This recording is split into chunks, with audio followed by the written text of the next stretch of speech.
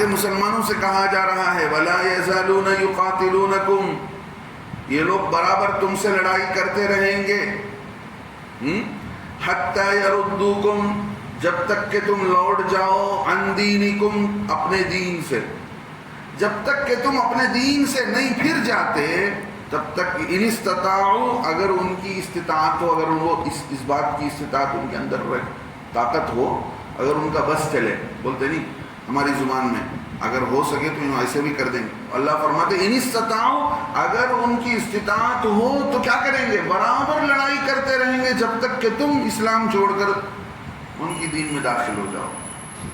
مطلب یہ ہے صحابہ رضی اللہ عنہ کو بتا دیا گیا کہ یہ کافروں سے، کافر جو تم سے بھڑ رہے ہیں، لڑ رہے ہیں، یہ کوئی نئی بات نہیں، اس سے پہلے بھی ایسا ہوا ہے، تمہارے ساتھ بھی ایسا ہوگا، جب تک کہ تم واپس نہیں آ جاتے تمہارے ساتھ برابر لڑائیاں کرتے رہیں گے، تم سے قتل و قتال کرتے رہیں گے جب تک کہ تم دین چھوڑ کر دوبارہ واپس نہ آ جاؤ۔ وَمَن يَرْتَدِدْ، اب بتا دیا گیا اگر کوئی غلطی سے، اگر کوئی بدقسمتی سے، بدنصیبی سے اسلام چھوڑ کر واپس کفر میں چلا جاتا ہے، وَمَن يَرْتَدِدْ مِنْكُمْ عَنْ دِينِهِ، اور جو تم میں سے اپنے دین سے مرتد ہو جائے، لوٹ جائے واپس، سمجھ رہے ہیں؟ بہت سارے بدنصیب لوگ، اللہ کے نبی صلی اللہ علیہ وسلم نے حدیث میں فرمایا 4 قسم کے لوگ ہیں۔ ایک تو وہ ہے جو مسلمان بن کر پیدا ہوا، مسلمان بن کر مرا، اس کے لیے خوشخبری ہے، کوئی بری بات نہیں، ہمیشہ کے لیے جنت ہے۔ ایک وہ کافر بن کر پیدا ہوا، کافر بن کر مرا، اس کے لیے ہمیشہ کا عذاب، ہمیشہ کی پکڑ ہے اللہ کے ہاں۔ تیسرا آدمی وہ ہے جو مسلمان بن کر پیدا ہوا، کافر بن کر مرا، سمجھ رہے ہیں؟ اس کے لیے کتنی بری بات، اس کے پوری نیکیاں برباد ہو جاتی ہیں، زندگی بھر میں اس نے مسلمان ہونے کی حالت میں جتنی نمازیں پڑھی، جتنے روزے رکھے، جتنے صدقہ خیرات کیا، سب برباد، سب اللہ کے یہاں ایک ٹکے کا بدلہ ملنے والا نہیں۔ چوتھے نمبر پر ایک آدمی غیر پیدا ہوا، کافروں کے گھر میں اور کفر کی حالت میں زندگی گزاری، لیکن اللہ نے آگے چل کر اسے ایمان کی دولت سے نوازا، وہ بڑا خوش نصیب انسان ہے۔ حسد افسوس کس کا ہے؟ مسلمان پیدا ہوا، مسلمان بن کر مرنے کے بجائے کافر بن کر مرا، اس کی بد نصیبی ہے۔ تو واپس مرتد کی سزا کیا ہے؟ مرتد کی سزا اسلام میں اگر دارالاسلام ہے، مسلمانوں کی حکومت ہے، تو مین آف دی پاور، سمجھ رہے ہیں، اتھارٹی مسلمانوں کے ہاتھ میں، پوری چیزوں کا پاور، تو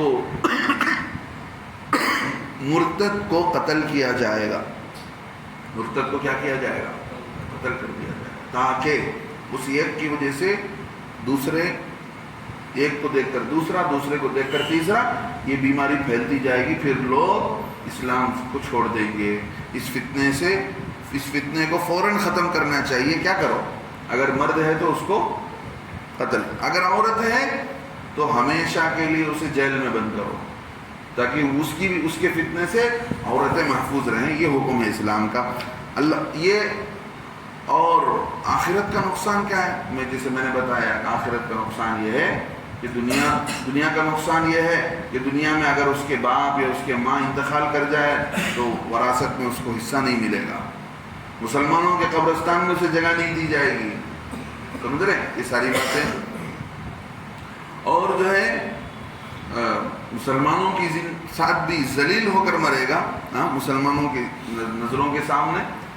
اور آخرت کا نقصان تو ہے ہی، آخرت کا نقصان اللہ فرماتے وَمَن يَرْتَدِدْ مِنْكُمْ، جو تم میں سے مرتد ہو جائے، لوٹ جائے، عن دینہ، اپنے دین سے، فَيَمُتْ، وہ مرے، وَهُوَ كَافِرٌ، جبکہ وہ کافر ہو، یعنی کفر کی حالت میں مرا، فَأُولَئِكَ حَبِطَتْ أَعْمَالُهُمْ فِي الدُّنْيَا وَالْآخِرَةِ، تو یہ وہ لوگ ہیں کہ جن کے اعمال اکارت چلے گئے، دنیا کی زندگی میں بھی اور آخرت کی زندگی میں، سمجھ رہے ہیں؟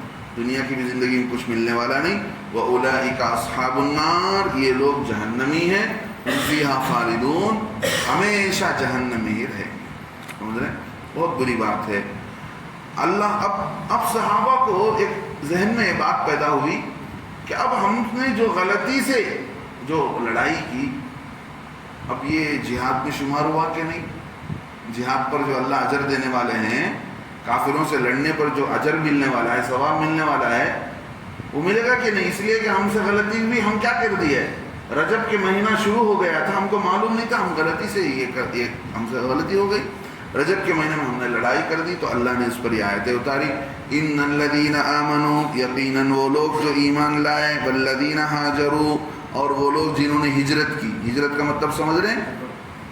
سفر نہیں، اپنے گاؤں کو چھوڑ دینا، اس لیے کہ اپنے گاؤں میں دین پر چلنا، زندگی دین پر عمل کرنا مشکل ہو جائے، اللہ کا حکم پر عمل کرنا مشکل ہو جائے، تو اپنے گاؤں کو چھوڑ کر ایسی جگہ چلے جانا جہاں پر اللہ کے دین پر چلنا آسان ہو، کفار کے طرف سے، ظالموں کے طرف سے رکاوٹ نہ ڈالتے ہوں اللہ کے دین پر۔ اسی لیے تو مکہ چھوڑ کر، اب وہی اللہ فرماتے ہیں والذین ہاجروا، جن لوگوں نے ہجرت کی، وجاہدوا فی سبیل اللہ، اور جہاد کیا اللہ کی راہ میں، جاہد یجاہد مجاہدتاً، ایک دوسرے سے جہاد کرنا، قتل و قتال کرنا۔ اللہ فرماتے ہیں چونکہ ان کی نیت اچھی تھی، غلطی سے ایک تاریخ بڑھ گئی، اولئک یرجون رحمت اللہ، یہ وہ لوگ ہیں جو اللہ کے رحمت کی امید رکھتے ہیں کہ ہم اللہ پر ایمان لائے، ہجرت کیا، ہم نے جہاد کیا، اللہ ہمارے عمل کو بیکار نہیں کریں گے، ہماری نیت اللہ کے لیے تھی، اللہ کے لیے ہم ایمان لائے، اللہ کے لیے ہم ہجرت کیے، اللہ کے لیے ہم جہاد کیے، تو اللہ ہی اس کا بدلہ دینے والے ہیں، اللہ ہی۔ اولئک یرجون رحمت اللہ، یہ وہ لوگ ہیں جو امید رکھتے ہیں اللہ کے رحمت کی، واللہ غفور الرحیم، اور اللہ رب العزت غلطیوں کو معاف کرنے والے ہیں، مغفرت کرنے والے ہیں اور رحم کرنے والے ہیں۔ جو مسلمانوں سے غلطی ہو گئی اللہ اسے معاف کر دیں گے آگے چل کر۔ اب یہاں پر آگے چلیں گے تو معلوم ہوگا اللہ کے نبی صلی اللہ علیہ وسلم سے دوسرا سوال کیا ہوا؟ دوسرا سوال یہ کرتے ہیں کہ اے اللہ کے نبی علیہ السلام آپ بتائیے، یسألونک عن الخمر والمیسر، لوگ آپ سے آ کر پوچھتے ہیں، الخمر کے معنی شراب، المیسر کے معنی جوا، آپ سے آ کر لوگ سوال کرتے ہیں جوئے کے، شراب کے بارے میں اور جوئے کے بارے میں۔ عربوں کے درمیان شراب ایسے پیا جاتا تھا جیسے ہماری مجلسوں میں چائے پی جاتی، مجلس، بیٹھک، دوست، احباب، فنکشن کے ساتھ شراب اتنا اٹیچ ہو چکا تھا، اتنا اس کا تعلق ہو چکا تھا کہ اس کے بغیر مجلس ہی نہیں، چار لوگ بیٹھ گئے ادھر ادھر کی باتیں میں شراب پی جائے گی، اتنی عام بات تھی شراب پینا۔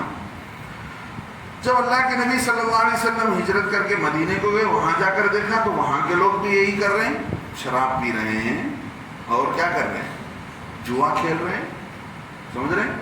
اس میں کیا ہے؟ دونوں نقصان ہے، مال کا بھی نقصان ہے، جان کا بھی نقصان ہے شراب کے اندر، اور جوئے کے اندر مال کا نقصان ہے اور جان کا نقصان یہ کہ وقت برباد ہوتا ہے اور آدمی کا نقصان ہوتا ہے اور دوسرے کا مال غلط طریقے سے آ جاتا ہے، یہ سارے نقصانات۔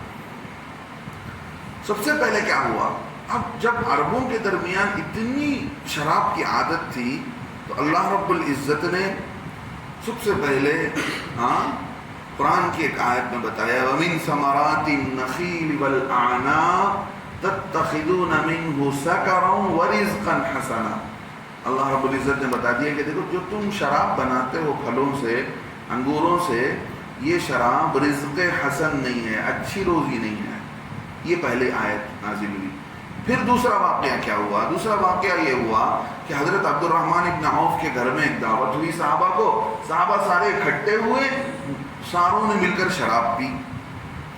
اس وقت تک نماز کا حکم اتر چکا تھا لیکن شراب کی حرمت نازل نہیں ہوئی تھی۔ اب سب نے مل کر شراب پی تو شراب پینے کے بعد تو نشہ چڑھے گا، نشہ چڑھا، ادھر مغرب کا وقت آ گیا۔ عبد الرحمن ابن عوف رضی اللہ عنہ آگے بڑھ کر نماز پڑھا رہے تھے، سورہ قل یا ایھا الکافرون پڑھ رہے ہیں، تو جتنی جگہ قل یا ایھا الکافرون میں لا کا لفظ ہے، لا اعبد ما تعبدون، میں ان بتوں کی عبادت نہیں کرتا جن کی تم کرتے ہو، لا کے معنی نہیں کے ہیں، تو جن پوری صورت کے اندر لا لا لا آتا ہے، لا اعبد ما تعبدون ولا انتم عابدون ما اعبد ولا انا عابد ما عبدتم ولا انتم عابدون، چار جگہ، چھ آیت میں 4 جگہ آتا ہے کہ میں اس کی عبادت نہیں کروں گا اور تم بھی عبادت مت کرو جس کی میں عبادت کرتا ہوں. سمجھ رہے ہیں؟ تو یہ لا انہوں نے چھوڑ دیا نماز کے اندر. نماز کا معنی مطلب ہی بدل جائے گا. لا اعبد ما تعبدون، میں اس کی عبادت نہیں کرتا جس کی تم عبادت کرتے ہو. اگر لا چھوڑ دیں گے تو اس کا مطلب کیا ہوگا؟ میں اس کی عبادت کرتا ہوں جس کی تم عبادت کرتے ہو. نمازی. تو اب اس پر اللہ رب العزت نے پہلے قرآن کے اندر آیتیں اتاری، یا ایھا الذین آمنوا، اے ایمان والو، لا تقربوا الصلاۃ، نماز کے قریب بھی مت جاؤ، وانتم سکارا، جب تم نشے کی حالت میں ہو. اب مسلمانوں کو دھیرے دھیرے ایمان لانے کے بعد نفرت دلائی جا رہی ہے کہ یہ شراب ام الخبائث ہے، سارے برائیوں کی جڑ ہے، سارے گناہوں کی ماں ہے، اسی سے سارے گناہ جنم لیتے ہیں. حدیث میں آتا ہے، سمجھ رہے ہیں، ایک واقعہ ہوا بنی اسرائیل میں.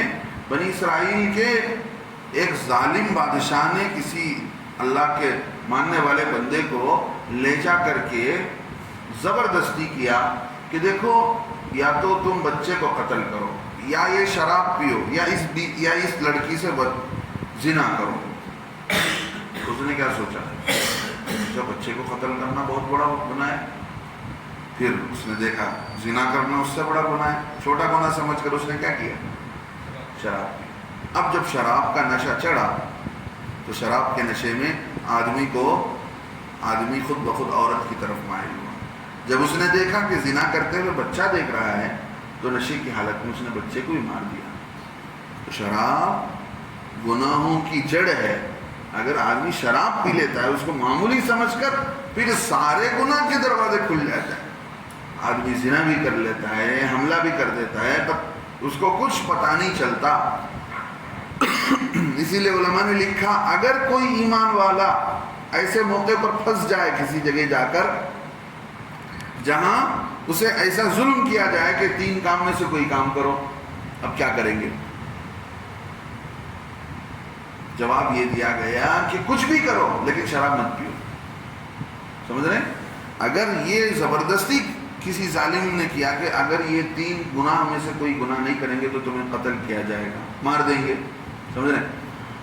تو چونکہ دل کی اطمینان اور دل کی خواہش سے آدمی گناہ نہیں کر رہا ہے، کسی کے زبردستی پر گناہ کر رہا ہے، اللہ معاف کر دیں گے. سمجھ رہے ہیں؟ جیسے کسی نے بندوق رکھ کر یا چھری رکھ کر کسی مسلمان سے زبردستی کفریہ کلمات بلا رہا ہے کہ بھئی رام کو جے پکارو. سمجھ رہے ہیں؟ رام کی جے پکارو، فلاں بدھ کی جے پکارو. تو کوئی مسلمان دل سے نہیں کہہ رہا ہے، سمجھ رہے ہیں، زبان سے کہہ رہا ہے، جان بچانے کے لیے کہہ رہا ہے، تو اس کے دل کے اندر تو بتوں کی محبت نہیں ہے. زبان سے تو وہ کہہ رہا ہے لیکن دل میں کلمہ پڑھ رہا ہے، تو اس کا ایمان ختم نہیں ہوگا، وہ اس کا ایمان باقی رہے گا. اس لیے کہ وہ کسی کی زبردستی کہنے سے. ایسے ہی کسی ظالم نے کر دیا ایسا کام، کسی ظالم کے ظلم کی وجہ سے کوئی آدمی ان حالات میں پھنس گیا، تو علماء نے لکھا ہے کوئی بھی کام کرے اپنی جان کو بچانے کے لیے کسی گناہ میں ملوث ہو